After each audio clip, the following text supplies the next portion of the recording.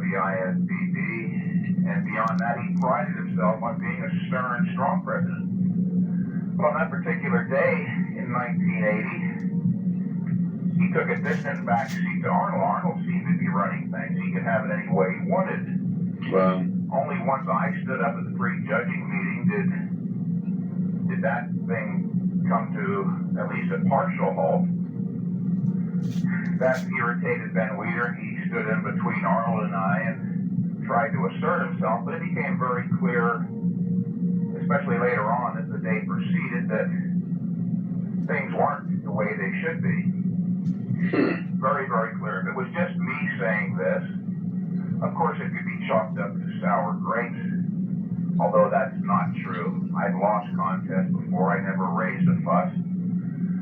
But that particular contest was so clearly fixed that every other competitor and many of the fans in the audience raised a fuss. And of course, in the aftermath, all the magazines carried articles pertaining to the fact that it was fixed. It was very clear. What makes it even more interesting, the very next year it happened again with this time Arnold running the contest. Either he's running it or he's winning it, or his friends are winning it. The next year Franco Colombo won with a condition known as gynecomastia, where his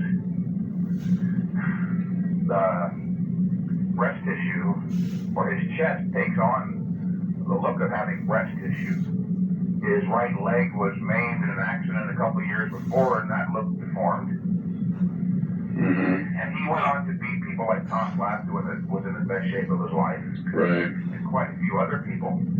It was a clear indication that Arnold Schwarzenegger and the ISBB were above ethical principles. They were literally snubbing their nose at the collective bodybuilding community. We run this thing and we'll do it any way we want. We did it last year and we're going to do it this year. We could care less. We're above principles. Well, they can have it. They can have their contests, their Mr. Olympia, whatever it is. I couldn't care less. I actually enjoy my position where I'm at now a lot better. Okay, so what would you say, because a lot of people who follow this sport and get into weightlifting, are kind of pressured into taking that competitive route, because a lot of the information providers and the magazines and even my magazine to some extent is guilty of possibly portraying professional bodybuilders in a little bit too much of a special light. They may not have the greatest lives, and they may not be the greatest role models for people, but what is your feeling now, just in general, on competitive bodybuilding, having been through all that you have?